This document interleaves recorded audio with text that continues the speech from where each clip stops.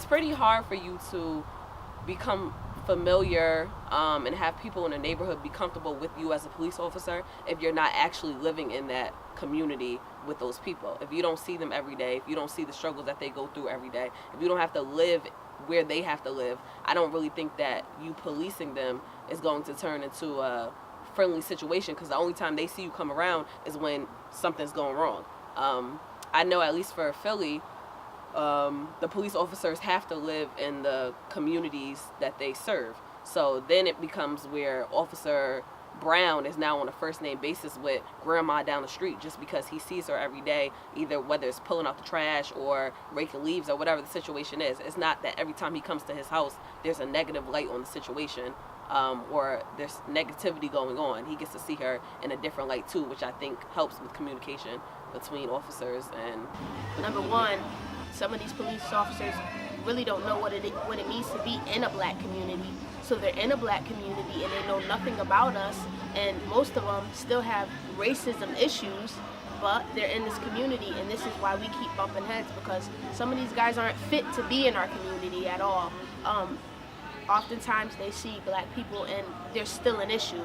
So that's why a lot of times there's still issues between a white officer and a black man in their community. If you're not willing to learn the community, you shouldn't be in the community as an officer, period. We need more black people or black men or black women that's going to be in the community with us black individuals and basically knowing more about us. If you know nothing about us, why are you in our community? You shouldn't be in our community at all, because if it's going to constantly be an issue or if you're constantly going to kill us, what's the purpose? Yeah, I was in New York and I had to ask one of the officers or something. I'm just like, before I walked over to the officer, I'm just thinking about all my movements and like everything. It just like, it kind of tripped me out that I have to think that way. But I think it goes back to slavery. It goes back to those days. You know, it's been the same forever. It might have changed a little bit. It's not as how it was during slavery, but it's still there. You know, they have an issue with black people before becoming officers. You know what I mean? Some of them, it's what they're taught. You know, that's what it boils down to, what you're taught. We're all brought in this world the same way, without knowing anything.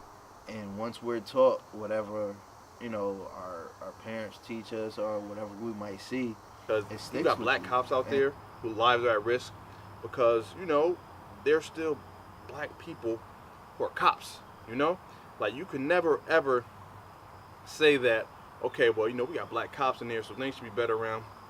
How much pull do they have? How many black people are in the higher ranks? You know, like in your local communities, you know, like who's really a chief and whatnot, you know? Who just got hired just because of the, you know, they needed some color in there, you know what I mean? So it's like so hard to say. Because, you know, I know they got the body vest on and everything. That's supposed to like make everything clear. They don't give a damn. They're killing us. You know, nobody's losing their job. They're not getting fired. They're getting sent home with pay. You know, nobody's going to jail. It's something that's been, in lack of a better word, taught to our community now. It's systemic. It's something that growing up as a young person of color, you're taught that these people are trained not to trust you, but you are trained to obey them. And it's not even just in the aspect of police. It's what people deem the upper society. As a kid, you were told not to go over the hill in Highland because, in all honesty, you're not welcome there because you look the way you do. And no, I don't understand why. It's the same city, pay the same taxes, live in the same state, same schools, but we're told not to go over there. Just like we're told not to badmouth cops, and we can't talk back, and we have to know our rights. I'm sure they don't teach this in Milford, North Branford, but we have to learn it. We have to know it. Why? I don't know why. Do I like it? No, I don't. I think the relationship between the police community and the black community, or the police department and the black community, is strained simply because the police don't live in the neighborhoods, they don't know the people, and personally, that protected serve sign that they have on those cars, or their supposedly is part of their motto, is totally untrue because they're here basically to do their 20 or 25 years and move on. They don't care nothing about the community. They have no stake in the community. So if you don't have a stake in a given thing or object, then you really don't have a whole lot of care or love for it. And I think the police relationship could be strengthened in our community by there being more emphasis. And there has been a lot of emphasis placed on community policing, but community policing and people, policemen living in the community that they serve to get to know the people that they're serving. The other part to policing is not just knowing your police, but the police, why they come to your community, what their purpose is. Oftentimes, white people perceive the police in one way and African Americans often in another. White people expect the police to come to their rescue. African Americans oftentimes are dealing with the police coming to question them, or even if it's wrongly, even if it's or looking in a suspicious fashion at them for something perhaps they had nothing to do with. So right off the bat, our perceptions are totally different. And to that degree, community policing does help. But I think that's something that started a while ago. You can also look oftentimes at a mayor and what they're expecting the police force to do at a given time. We're speaking of New Haven now, but let's go back to when Koch was in New York.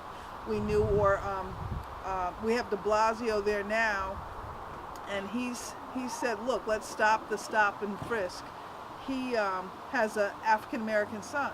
He knows the trials and tribulations, and so he's more understanding and empathetic. I think one is fear. They're just automatically fearful of a black man in any situation. If he's walking, if he's reaching for his pocket, anything. And it's just, fear of a black man, because, a different race can be walking or in their pocket and they won't have that same fear. Maybe because the other person looks more like them. I'm not sure, but they just have a fear of black men. And also training and conditioning.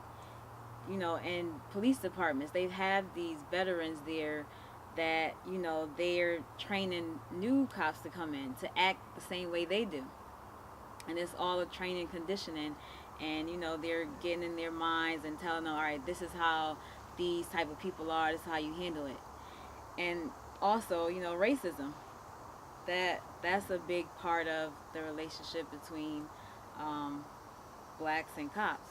The fear and the conditioning, it all boils down to racism. They all coincide together to create, the division of the relationship, the breakdown of it in the communities with cops, and they just see black men as a threat in any situation.